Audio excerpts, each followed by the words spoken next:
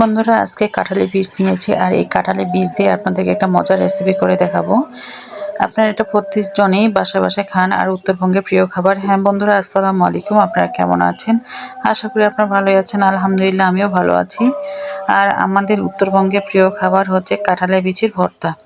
আর এই কাঁঠালের বিচির ভর্তা যখন মাটির খোলায় যখন ভাজবেন, খেতে কিন্তু অনেক ভালো লাগে। আপনারা এইভাবে আস্তে আস্তে চুলার মধ্যে ভেজে নিলে সে বিচিটা এত সুন্দর ভিতরে সিদ্ধ হয়, আপনারা নিজেও বুঝতে পারবেন না যে এটা মাটির খোলায় ভাজলে বিচিটা উপরে কালো কম হবে আর ভিতরে খুব সুন্দর সিদ্ধ হবে। আমি চুলার আঁচটা একদম কমিয়ে দিয়েছি, মাঝখানে বাড়িয়েও দিয়েছি। এখন এভাবে সুন্দর করে ভেজে নিয়েছি। হাতে কিছু না পাওয়ার কারণে ছুরির যে পিছন অংশটা আছে সেটা দিয়ে নাড়ছিলাম। দেখুন বন্ধুরা, বিচিটা একবারে ভাজা হয়ে গেছে আর ভিতরটা অনেক সুন্দর সিদ্ধ হয়েছে। আমি একটা বস্তা নিয়েছি, সেই বস্তার মধ্যে দিয়েছি। আর এখানে নিয়েছি কাঁচামরিচ, পাকা মরিচ, আদা আর রসুন। এইগুলোও ভালো করে একটু ভেজে নিতে হবে। সবগুলোই আমি মাটির খোলার মধ্যে ভেজে নিচ্ছি আর এটা একবারে শুকনো ভর্তা করব। আপনারা দেখুন আমি কিভাবে ভর্তাটা করি। আর আপনার সর্বপ্রথম হচ্ছে আপনারা শুরু থেকে শেষ পর্যন্ত ভিডিওগুলো দেখবেন আর আমার পাশে থাকবেন, আমি যেন আপনাদেরকে নতুন নতুন ভিডিও শেয়ার করতে পারি। আর এইভাবে শিলপাটার যে পাটাটা আছে সেটা দিয়ে আমি হচ্ছে বিচিগুলোকে থেতো করে নিচ্ছি। আর এই থেতো করে আমি বিচির চামড়াটা উপরে মানে উঠিয়ে নিচ্ছি। আর এদিকে মরিচ ভাজতে দিয়েছি, মরিচগুলো খুব সুন্দর ভাজা হচ্ছে আর খুব সুন্দর একটা ঘ্রাণও বের হয়েছে।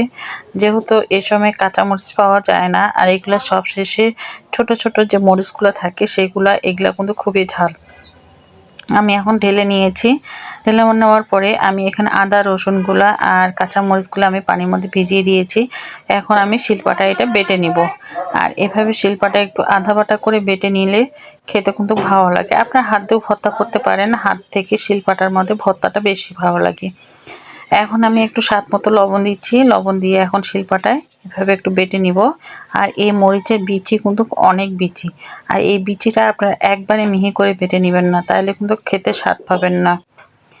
এটা আপনারা যদি পান্তা ভাত দিয়ে হোক, গরম ভাত দিয়ে হোক, আর হচ্ছে এমনিই হোক, আপনারা মুড়ি দিয়েও মেখেও খেতে পারেন। এখন আমি বিচিটাকে আবার একটু বেটে নিচ্ছি, আধা বাটা করে নিচ্ছি।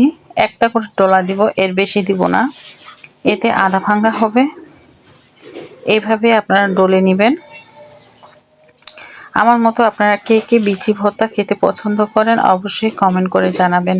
আর এভাবে বিচি ভর্তা করলে কিন্তু খেতে ভালো লাগবে। এইভাবে আমি ডলে ডলে নিয়েছি। এখন আমি সব বিচি একবারে উঠিয়ে নিব একটা মাটির থালায়। আমি শুরুতে কিন্তু এই মাটির থালায় ভর্তাটা করতে চেয়েছিলাম, দেখি যে না, আমি একটু শিলপাটায় বেটে নিলে মানে ভর্তাটা একটু বেশি ভালো হবে, তাই আমি একটু শিলপাটায় আদা বাটা করে নিয়েছি। এখন দিচ্ছি উপরে পেঁয়াজ কুচি আর দিব এখানে খাঁটি সরিষার তেল। সামান্য একটু লবণ দিচ্ছি, অল্প একটু লবণ দিয়েছিলাম শুরুতে, আর একটু দিচ্ছি। আর দিচ্ছি তেল। তেল দিয়ে এখন ভালো করে এখন হাত দিয়ে কুচলি কুচলি মেখে নিতে হবে। বন্ধুরা, কার কার খেতে ইচ্ছা করছে অবশ্যই জানাবেন এভাবে। আর এভাবে ভর্তা করলে আপনাদের কি মাছ মাংস কি কিছু লাগবে? কিচ্ছু লাগবে না। আপনারা এভাবে ভর্তা করলে নিমিষে এক থালি ভাত খেয়ে ফেলতে পারবেন। আসসালামু আলাইকুম, ভালো থাকবেন সবাই।